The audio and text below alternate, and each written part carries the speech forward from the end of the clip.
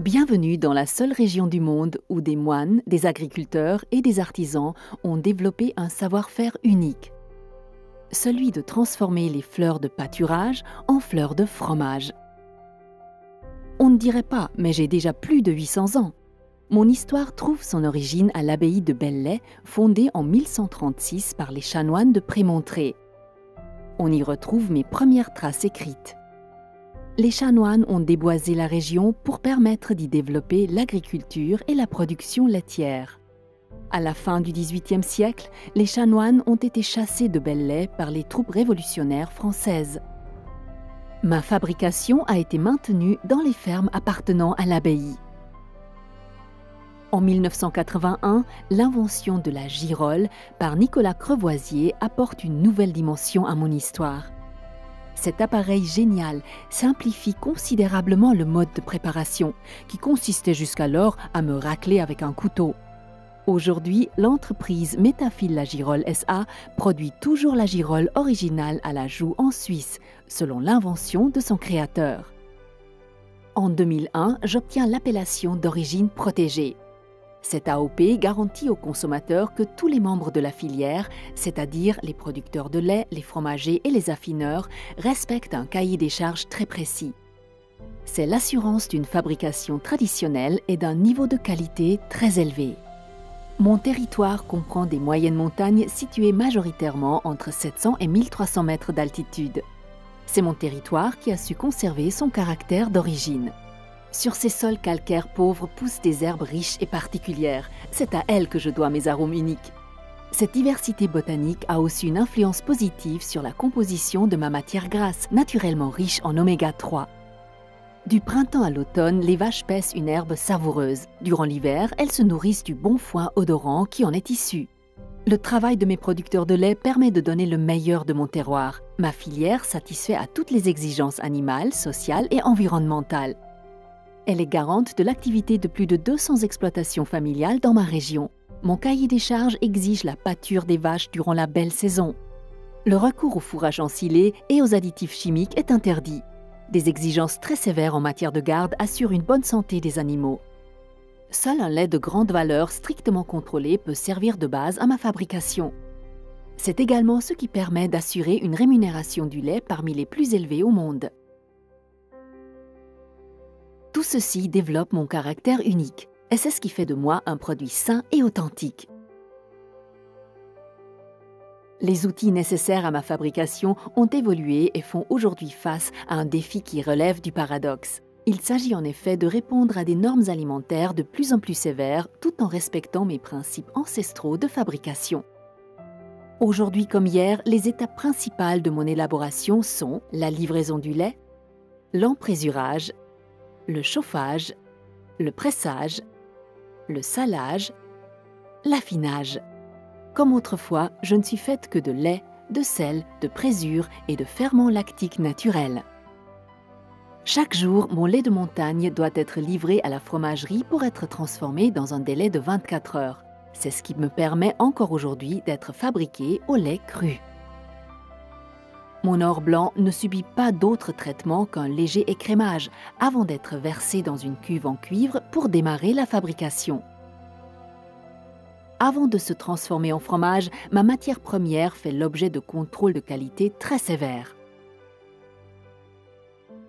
Mon lait est ensuite réchauffé à une température de 30 à 32 degrés. Une fois la température atteinte, mon lait est enrichi avec des ferments lactiques naturels nécessaires à mon affinage.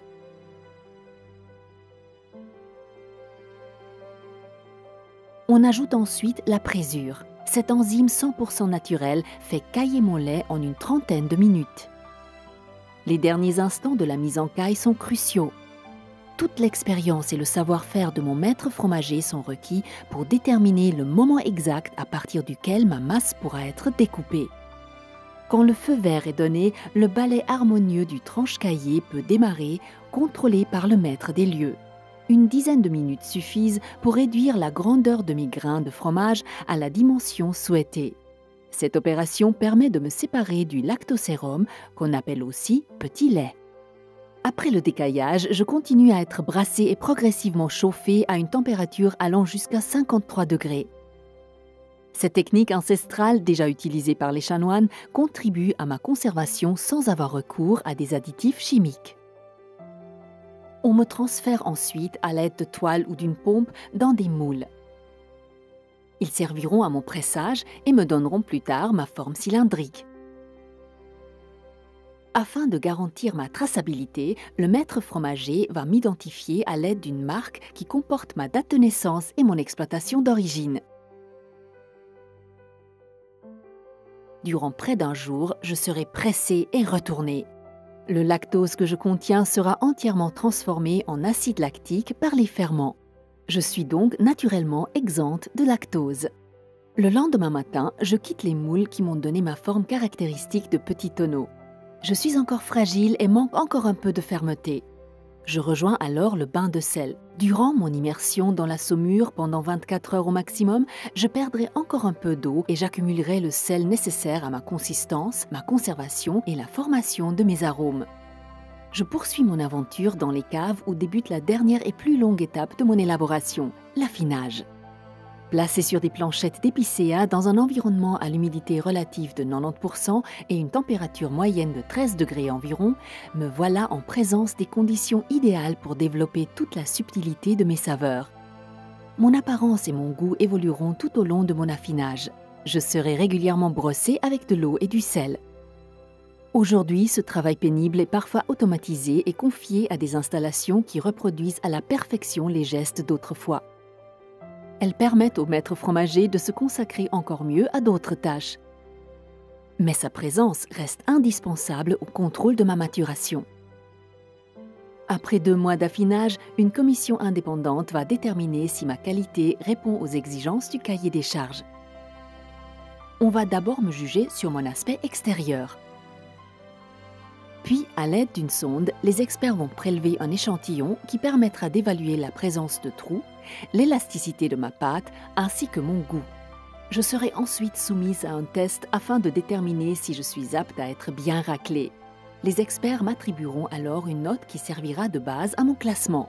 Je saurai surtout si je peux être commercialisée sous l'appellation tête de moine AOP.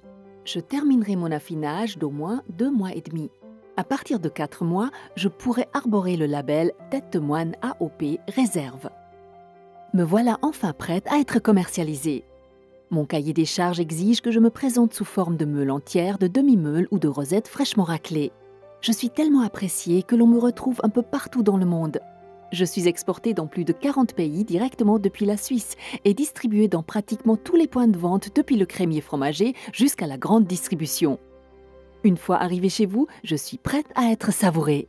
Pour me racler, il faut me sortir fraîchement du réfrigérateur. Ma consistance est alors optimale. Et je vous livre un petit secret. Pour former les plus belles rosettes, n'appliquez pas une pression trop importante mais régulière sur le couteau. Le raclage modifie la structure de ma pâte et augmente la surface entrant en contact avec l'air. C'est ce qui me permet de libérer tous mes arômes. Entretenir une histoire vieille de plus de 800 ans. Voilà l'engagement quotidien des membres de ma filière au cœur de ma région d'origine. Mes agriculteurs, mes fromagers et mes affineurs mettent tout en œuvre pour que je puisse continuer à être élaborée dans le respect de la plus pure tradition et conserver mon caractère unique au monde.